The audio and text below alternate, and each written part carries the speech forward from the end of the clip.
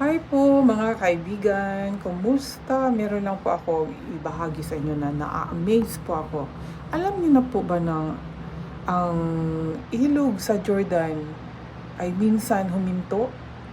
Alam niyo po ba ang mensahe dito? Narinig niyo na po ba ito? Basahin po natin sa Joshua chapter 3 verse 13. Ang sabi, kapag lumusong na ang mga pari na tagabuhat ng kahon ng kasunduan ng Panginoon, ang Panginoon na makapangyarihan sa buong mundo, hihinto ang pagdaloy ng tubig sa ilog ng Jordan. Ang tubig nito mula sa itaas ay maiipon sa isang lugar. Di ba amazing mga kaibigan? Hindi lang po pala sa dagat ang minsan na nahati at ito rin kamanghamanghang himala. God bless!